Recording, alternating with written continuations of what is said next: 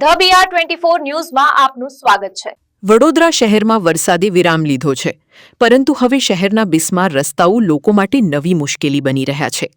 ખાસ કરીને પ્રતાપનગરથી યમુના મિલ થઈ ડભોઈ તરફ જતો ડભોઈ રોડ અસંખ્ય ખાડાઓથી ભરાઈ ગયો છે।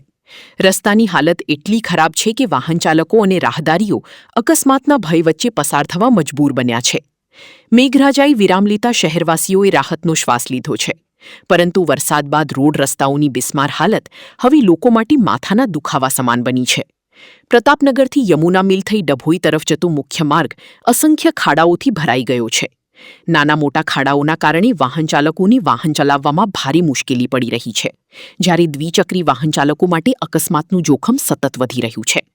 સ્થાનિકોનું કહેવું છે કે વરસાદ પહેલા રસ્તાઓની મરામતના દાવા કરવામાં આવ્યા હતા, પરંતુ પ્રથમ વરસાદમાં જ રસ્તાઓની વાસ્તવિક સ્થિતિ સામે આવી ગઈ છે।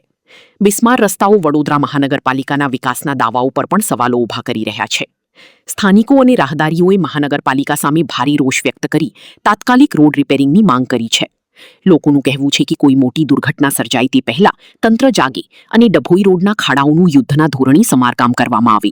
યમુના મિલ વાળો ડભોઈ રોડ છે અને આ રોડની પરિસ્થિતિ છેલ્લા 1 વર્ષથી આ પ્રકારની છે કે લોકો પારાવાર મુશ્કેલીનો સામનો કરી રહ્યા છે। અહીંથી આવનાર જનાર તમામ નાગરિકોને એટલી બધી અગવડ પડી રહી છે કે એમના આ કમરના મણકા બધા હલી ગયા છે, ઇન્જરીઓ થઈ રહી છે, લોકોને અકસ્માત થઈ રહ્યા છે, એવી પરિસ્થિતિ છે। વાહન વ્યવહાર સરખો ચાલી નથી રહ્યો, ટ્રાફિકની સમસ્યા છે। મ્યુનિસિપલ કમિશનર શ્રી કેટલા સમયથી મોટા દાવાઓ કરી રહ્યા છે। ક્યાંક ને ક્યાંક આ પરિસ્થિતિને નિવારવા માટે એમણે પગલાં ભરવા જોઈએ, જવાબદાર અધિકારીઓ પર એમણે કોઈ દંડાત્મક કાર્યવાહી કરવી જોઈએ। માત્ર વાતોથી હવે નહીં ચાલે।